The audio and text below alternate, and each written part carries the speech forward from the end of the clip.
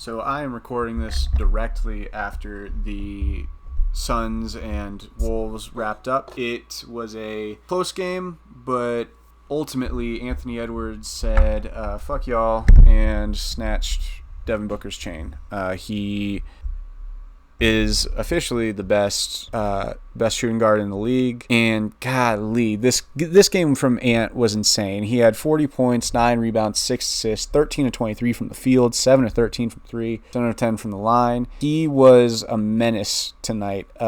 He was dunking, he was pulling up from 3 from mid-range. He moves like Michael Jordan, man. It is ridiculous what this dude can do. Let me tell you, he is saving the shooting guard position. That's probably the title of this video. He is absurd. Just ridiculous, man. Like, he outplayed Booker tonight. He outplayed KD tonight. He outplayed everybody. He won. Booker had a great game.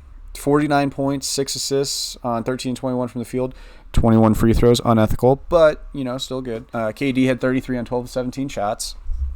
But neither of them took over when it really mattered. Ant turned it up. Ant was there. Ant is just so incredibly clutch. And Cat was good tonight. He was shooting from 3, bombing 28. Rudy Gobert did his thing defensively. Wasn't great offensively, but, Mike Conley was 2 of 10, but still had an okay game. 7 assists and all that stuff. And it took the Wolves playing pretty bad outside of Cat and Ant for the Suns to even have a chance, and the Wolves completed the sweep. The Wolves completed a sweep. It is the first series win they've had in 20 years. Let me tell you, man, they're looking special. I'm a Nuggets fan, as you guys probably know. This is going to be a rough series for the Nuggets once they pull through against the Lakers, hopefully in Game 5. It's going to be a rough series for them because this team is so incredibly tough. Like, Jaden McDaniels is a scary defender. Rudy Gobert, obviously one of the best defenders in the league. Ant is a pretty solid defender. Nickeil Alexander-Walker is a scary defender as well. You're going to have Jaden McDaniels switching with Nickeil Alexander-Walker, funneling you into Rudy Gobert. And then on the other end of the court, you have to deal with Karl-Anthony Towns, Anthony Edwards, and just Anthony Edwards has been incredible in the postseason. I mean incredible. He has looked like a man amongst boys, and he's doing this to people have been around the league for like 10 plus years. He's doing this to KD. Like, this is elder abuse, basically. Insane. He had 33 and 36 and 40 in this series. He had one game where he had 15 points on 3 of 12 shooting. Outside of that, he was the best player in this series, in a series that included Kevin Durant, that included Devin Booker, that included Karl-Anthony Towns, Bradley Beal.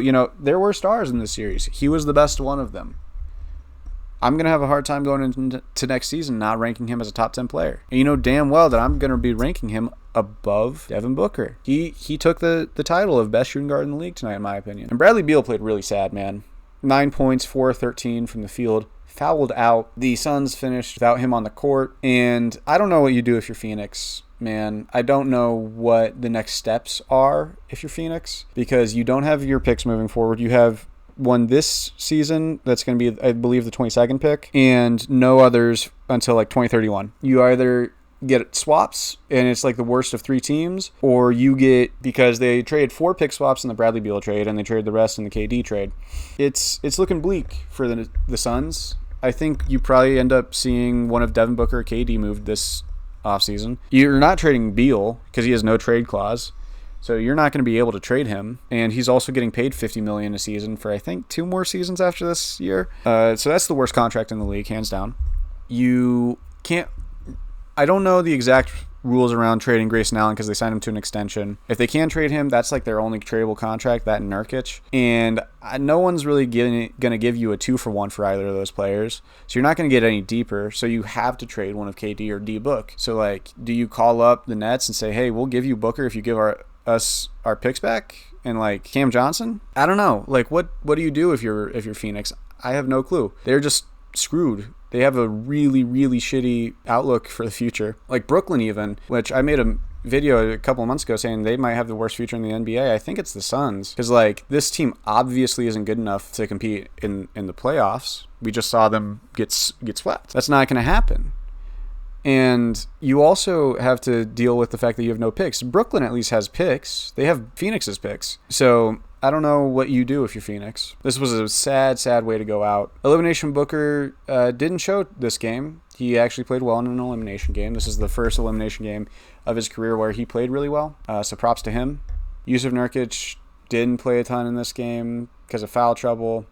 KD played well, Book played well, but you need more around them than they have, and you don't have the assets to do that. You got to cash out. We're starting to see that stars of this sort of team don't work anymore. And so the next game I'm going to talk about is the first game. From here, I'm going to go in chronological order. I started with Minnesota versus Phoenix because just got off watching that game, and it's the title of the video and all that stuff. So outside of that, we saw New York go up 3-1 over the 76ers. The whistle in this game was taking a lot of people off, including myself to a certain extent. Joel Embiid had a couple of plays that looked somewhat dirty. I don't want to assign intent there, but they did look like they could have been dirty possibly, but he did have 27 points, 10 rebounds, 6 assists, but he did it on 7 of 19 shooting, 37% from the field. Tyrese Maxey shot 8 of 21, 38% from the field, 23 points. And outside of them, Kelly Oubre was the only other Sixer to really show up,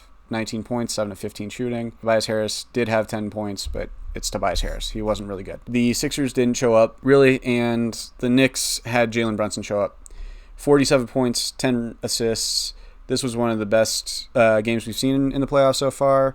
This is one of the best playoff performances I've seen in my lifetime. 47 on 34 shots, 18 of 34 from the field, 2 of 8 from 3. His 3-ball wasn't falling too much, but he did play well. He had crucial buckets when it mattered. And outside of him, only 2 other Knicks were in double digits, in OG Anunoby and Miles McBride. Josh Hart and OG Anunoby were getting on that glass. OG Anunoby, 14 rebounds. Josh Hart, 17 boards at like 6'5". That is insane. Like, those two combined had 31 rebounds, and the Sixers in total had 42. They got really good performances out of OG and Josh Hart. Josh Hart also had 3 blocks. OG had 3 blocks. Isaiah Hartenstein picked up 5 fouls in the third quarter alone.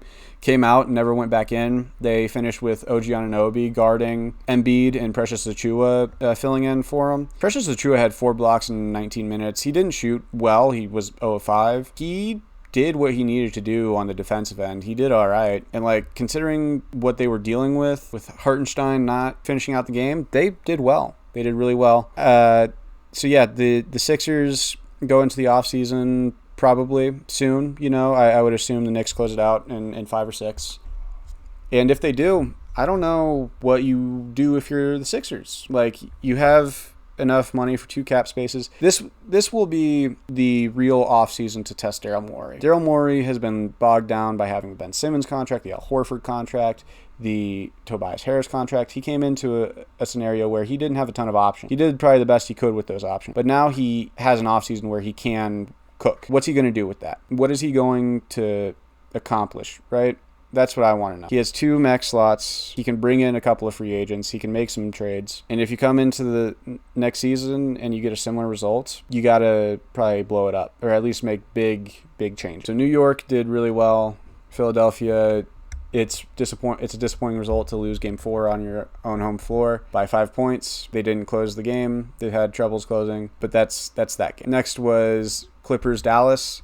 This was the biggest, they're going to, I wonder what they're going to do, game of the playoffs, because the Clippers damn near blew a 31-point lead. They completely blew it, and the Dallas Mavericks were up in the fourth quarter, but the Clippers didn't close it out because James Harden was cooking. They left James Harden in single coverage with PJ Washington for, I think, the last 3 minutes, and in clutch time, James Harden went 5 of 6 from the field, all on floaters, and it was easy looks. He was walking to the rim. He was just walking to the rim, putting in floaters that just have no business really going in. Or don't have any business going in. He doesn't have business getting that easy of shots.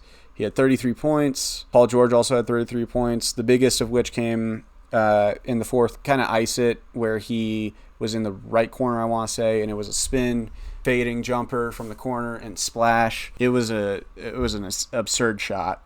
And Paul George and James Harden really came to play today. 33 points for each of them on really efficient shooting splits. each had like 7 and 8 assists. Paul George had a good defensive game, 4 steals. Luka kind of stunk it up in this game. His final stat line will say 29, 10 and 10, 10 and 24 from the field. So 41%, which isn't that bad, but 1 of 9 from 3 is far from ideal. Kyrie Irving had 40 points on 25 shots, 6 of 12 from 3. Just had a lot of moments throughout the game where he needed to play better, and he didn't. And because of that, it's going back to Dallas for Game 5, tied 2-2, in a series where they've been without Kawhi for the most part. The Clippers have been.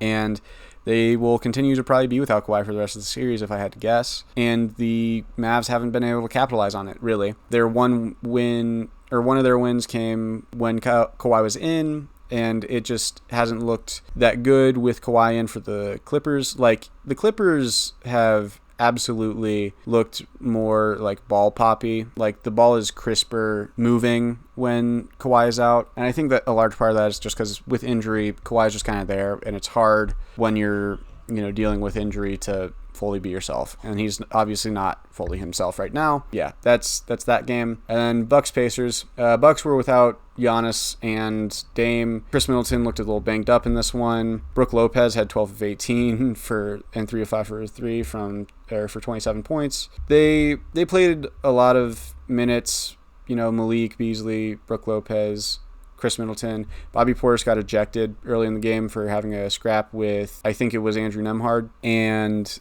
it wasn't a good game for the Bucks. Like, there were guys that came up, for him. Chris Middleton had 25 points on 22 shots. Not his most efficient night, but you still got 10 rebounds and 5 assists out of him too. Brook Lopez had 27. Malik Beasley had 20. Like, when you just don't have your 2 best players, it's really, really difficult to win a playoff game, and they just couldn't do that tonight because of Miles Turner.